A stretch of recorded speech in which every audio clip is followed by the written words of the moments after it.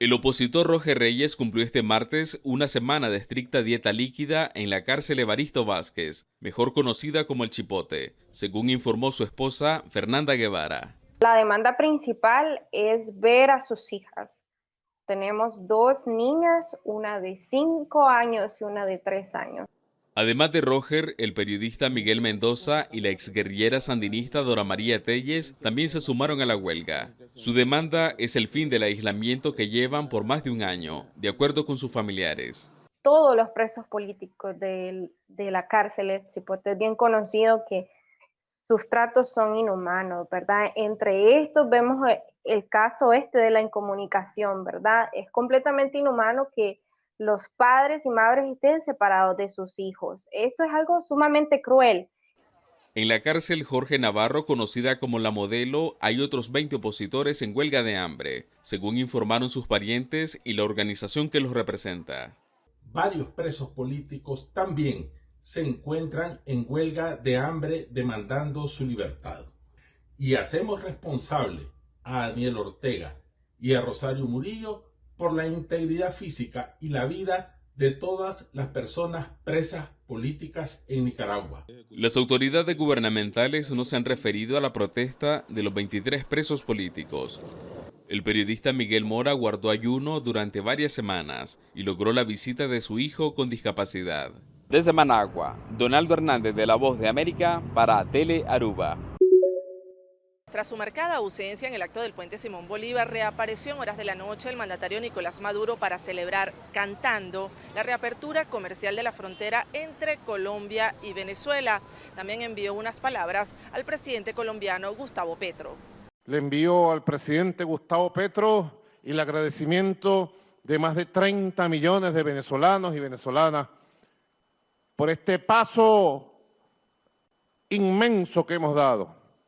En los momentos más oscuros, cuando se trató de invadir Venezuela por esos puentes, para traer la guerra, la violencia, el terrorismo a nuestro país, yo sabía que más temprano que tarde este día iba a llegar.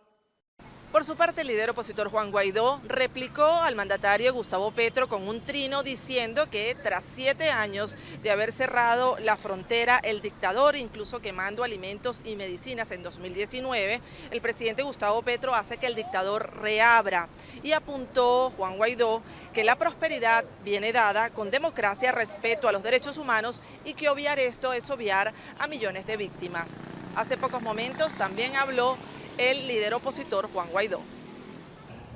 Fue Maduro en esta etapa, porque antes ya lo habían hecho, que cerró la frontera con Colombia.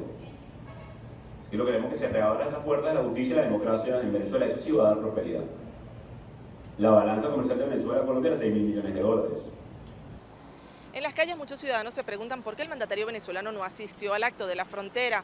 Muchos coinciden con el embajador Armando Benedetti en afirmar que fueron razones de seguridad la que le impidió a Nicolás Maduro estar presente en Táchira.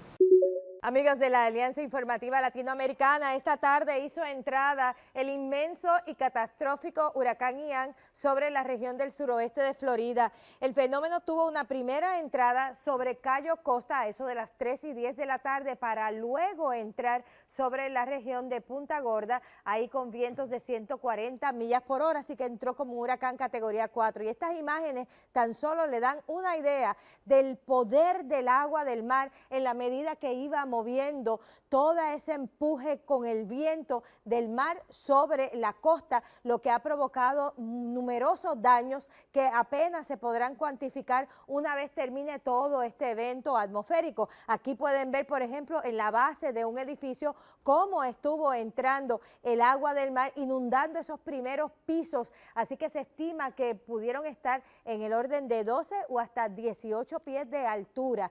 Hay una similitud del huracán Ian con el huracán Charlie. Observen ustedes, Ian entró al igual que Charlie en el 2004 en el mismo punto a través de Cayo Costa. La diferencia en vientos realmente fue ninguna, 150 millas por hora al entrar sobre Cayo Costa, pero la diferencia fue de tan solo 1 milibar, siendo el huracán Ian más poderoso que el mismo huracán Charlie en el 2004, y aquí pueden ver cómo fue la trayectoria. Se espera que entonces ya para esta noche este fenómeno esté moviéndose a través de la región central como huracán categoría 1 a eso de las 2 de la madrugada del jueves, y entonces estar ya en horas de la tarde ya pasando hacia el área entre Daytona Beach y Titusville, y una vez entonces pase esa región entrará sobre las aguas del Atlántico hasta entrar nuevamente sobre tierra en algún punto entre el borde de Georgia y el área de Carolina del Sur.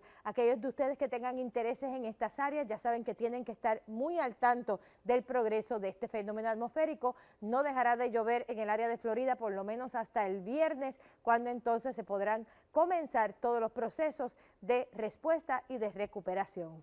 Hasta aquí este informe del tiempo. Esta es su meteoróloga Ada Monzón para la Alianza Informativa Latinoamericana.